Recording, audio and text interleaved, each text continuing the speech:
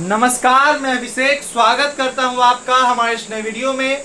इस वीडियो में हम त्रिकोणमिति नामक चैप्टर को बहुत बेसिक से सीखेंगे और जानेंगे कि इससे कैसा सवाल पूछा जाता है, इस चैप्टर का नाम त्रिकोणमिति क्यों पड़ा और इसके बेसिक्स को हम लोग आज डिस्कस करेंगे।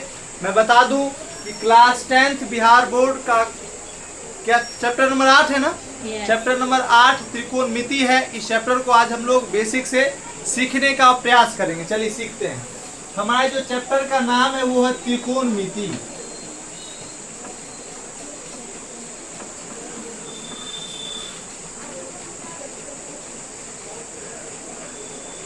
त्रिकोणमिति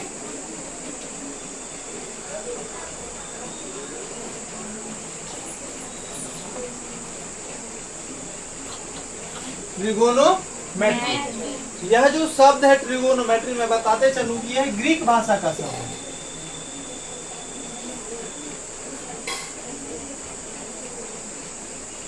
कौन सी भाषा का शब्द है? ग्रीक भाषा। देखिए ट्रिगोनोमेट्री, यदि मैं इसको अच्छे तरीके से लिखने का प्रयास करूं,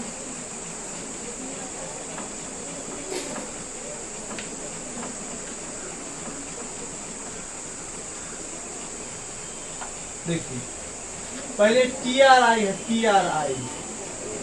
ट्राई का मतलब तीन होता नहीं पढ़ते हो? एक का मोनो है ना, दो का डाई, डाई, तीन का ट्राई। अब देखिए ये जो गोनो, ये गोनोन से बना है, गोनोन। इसका मतलब होता है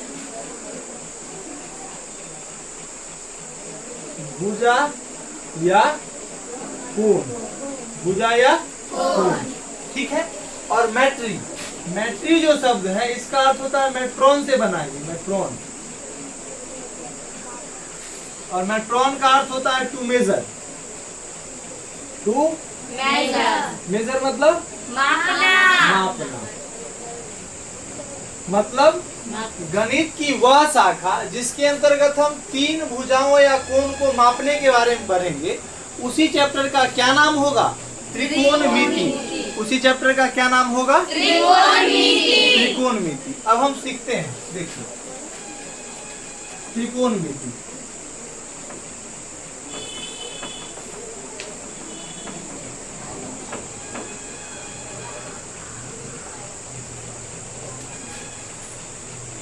त्रिकोणमिति गणित की वह शाखा है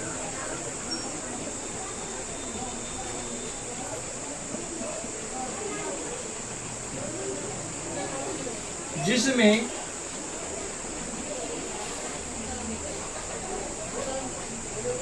हम लोग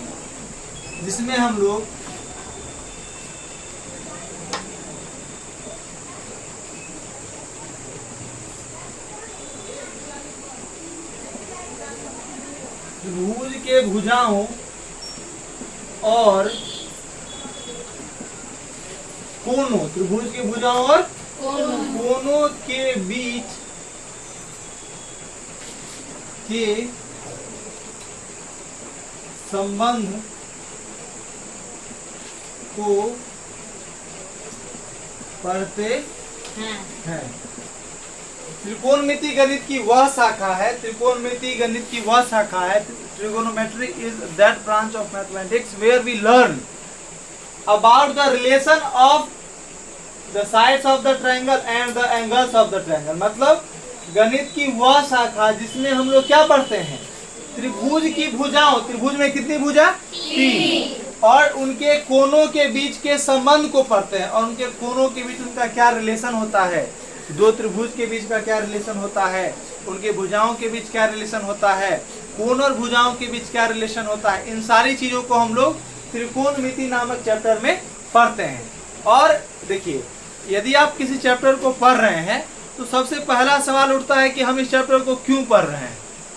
तो मैं इसका आंसर देना चाहता हूं। सबसे पहले तो इसलिए पढ़ें ताकि हम लोग क्लास 10th में अच्छे तरीके से नंबर ला पाएं और क्लास 10th पास कर पाएं, क्योंकि हमारे सिलेबस में, ठीक है। और इस बात का भी ध्यान रखा जाए कि हमारे चैप्टर में जो भी, हमारे बुक में जो भी चैप्टर्स दिए जाते हैं उनका हमारे जिंदगी में भी खास महत्व होता है। ठीक है, जैसे त्रिकोणमिति नामक चैप्टर को हम पढ़कर इस त्रिकोणमिति को हम लोग अच्छे तरीके जब सीख जाते हैं तो हम बहुत इंजीनियरिंग के क्षेत्र में इसका बहुत ज़्यादा यूज होता है। जैसे यदि आप जैसे बाहर जाते हैं, शहर में जाते हैं, तो आप बड़े बड़े बिल्डिंग्स को देखते हैं। तो यदि बड़े बिल्डिंग्स को देखना है, यदि बड़े बिल्डिंग्स की ऊंचाई को ज्ञात करना है, तो आप क्या करेंगे? बिल्डिंग पर चढ़ जाएंगे और फीता भिरा देंगे क्या? नहीं। फीता छोट पड़ जाएगा। तो इन सारे चीजों को निकालने के लिए हमें त्रिकोणमिति की सहायता लेनी पड़ती है। और जैसे आप लोगों को पता है कि पृथ्वी से चांद तक की दूरी क्या है ना? पृथ्वी से सूर्य तक की दूरी क्या है? तब इन सारी चीजों को कैसे ज्ञात किया गया होगा? ऐसे वित्ता से, ऐसे नहीं। हाथ से, नहीं। इकरी फीता से नहीं, इन सारी चीजों से नहीं, त्रिकोणमिति की सहायता से इन चीजों को ज्ञात करा गया। तभी हम लोग इन चीजों को जान पाते हैं कि सूर्य का प्रकाश पृथ्वी तक आने में कितना समय लेता है। इन सारी चीजों को हम लोग ज्ञात की। तो चाल का समय है, चाल का विषय है। हम लोग मैथ पढ़ रहे हैं और मैथ में क्या पढ़ रहे हैं? त्रिकोणमिति पढ़ रहे हैं। तो त्रिकोणमिति गणित की वह शाखा है जिसके अंतर्गत हम लोग त्रिभुज के कोणों और उसके भुजाओं के बीच के संबंध का अध्ययन करते हैं। त्रिभुज के कोणों और त्रिभुज के भुजाओं के बीच के संबंध का अध्ययन करते हैं। और त्रिकोणमिति में बेसिकली हम लोग समकोण त्रिभुज के बारे में पढ़ते हैं।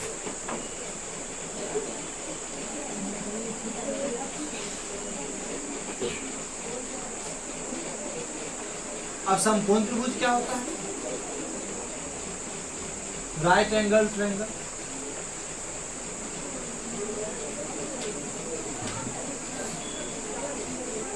वैसा त्रिभुज जिसका एक कोण समकोण हो।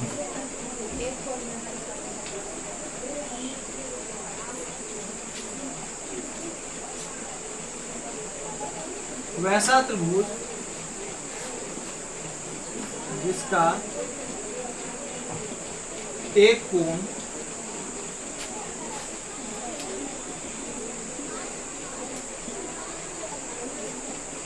कोण कैसा हुआ? अब समकोण मतलब एक कोण कितना डिग्री हो? 90 डिग्री का। 90 डिग्री। समकोण कहने का मतलब थीटा बराबर, ठीक है। अब हम यहाँ तक आप लोगों को समझ में आया है, ठीक है। तो यहाँ तक आप लोग क्या कर लीजिए, इसको नोट कर लीजिए। अब हम लोग इसके आगे बढ़ते हैं और इसके आगे सीखते हैं कि क्या कहा। देखिए हम लोगों ने क्या पढ़ा अभी? हम लोगों ने क्या पढ़ा अभी कि त्रिकोणमिति में हम लोग त्रिभुज के बारे में पढ़ते हैं। और कौन से त्रिभुज के बारे में पढ़ते हैं? समकोण त्रिभुज के बारे में पढ़ते हैं। समकोण त्रिभुज के बारे में।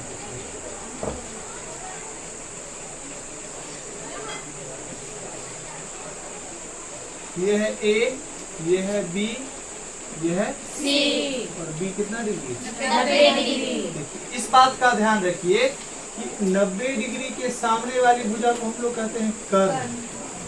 क्या कहते हैं? कर्ण। इसको कहते हैं हाइपोटेन्यूस।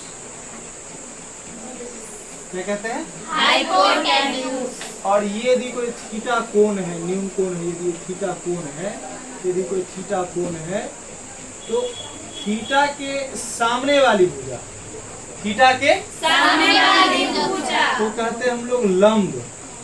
लंब और अंग्रेजी में कहते हैं परपेंडिकुलर।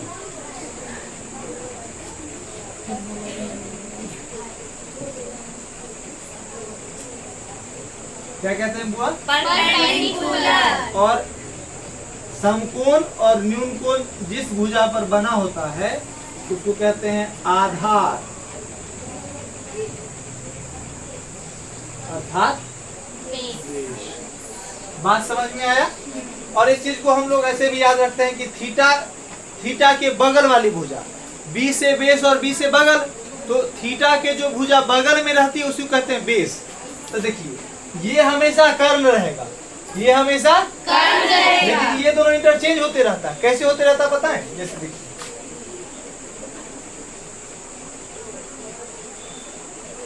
90 डिग्री के सामने वाली भुजा ये तो हमेशा कर्ण रहेगा।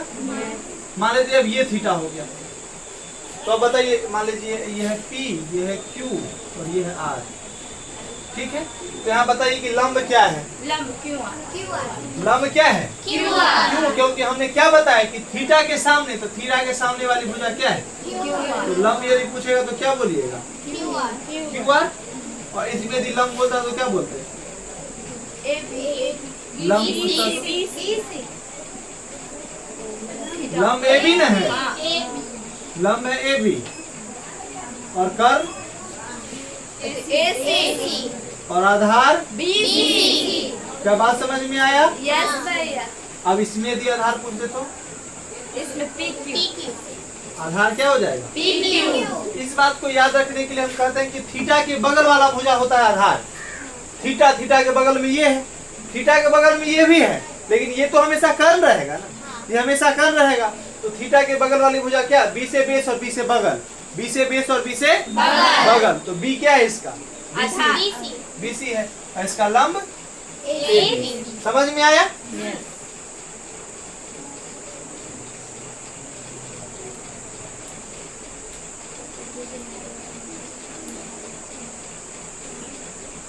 ये 90 डिग्री। यदि ये कोण थीटा हो जाए तो बताइए लंब क्या होगा? लंब क्या होगा? लंब CF। ये कोण थीटा है, तो थीटा के बगल वाला क्या बेस तो होता है, और थीटा से दूर वाला ना P होता है, और 90 डिग्री के सामने वाला कर्ण होता है। नहीं समझे आप? अब गलती होगा क्या? तो लंब क्या है? CD न है। देखिए नहीं समझ रहे आप। थीटा के सामने वाला भुजा होता है लंब, तो ये थीटा है, थीटा के सामने वाला भुजा CD है, तो लंब क्या होगा? CD। और थीटा के बगल में ये भुजा नहीं है, बगल मतलब बेस, बगल मतलब आधार, तो आधार क्या है? CF। और लंब हमेशा क्या होगा? CF। सॉरी कर्ण हमेशा क्या होगा? अब बात समझ में आया? अब देखिए एक और सवाल।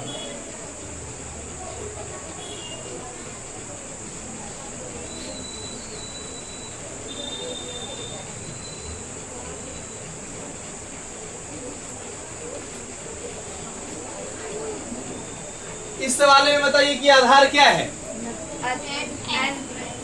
आधार क्या है?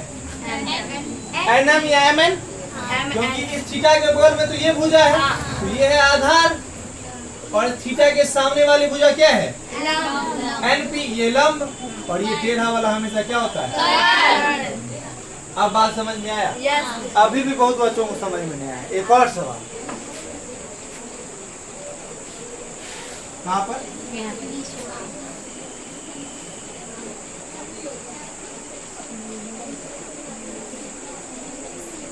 X Y Z 90 degree.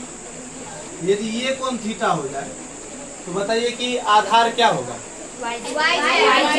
आधार, क्योंकि आधार मतलब बेस, आधार थीटा के बगल वाला क्या है? थीटा से ये दूर न है, थीटा के बगल में क्या है? YZ। तो इसका आधार क्या हो जाएगा?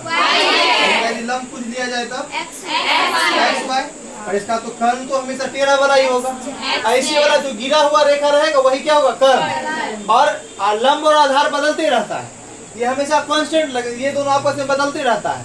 देखो आधार का स्पेलिंग होता है बेस, बी से बेस और बी से बगल, तो थीटा के बगल वाली भुजा को बेस कहते हैं। तो थीटा के बगल वाली भुजा ये है या ये है? यही क्या हो जाएगा? बेस हो जाएगा। बात समझ में आया? अब हमको नहीं लगता कोई दिक्कत होना चाहिए। यदि है तो आप बोलिए, यदि आप लोगों को दिक्कत है तो आप कमेंट बॉक्स में मुझे बता सकते हैं कि मुझे समझ में नहीं आया है। हम लोग इसके आगे बढ़ते हैं। इसको पॉज कीजिए।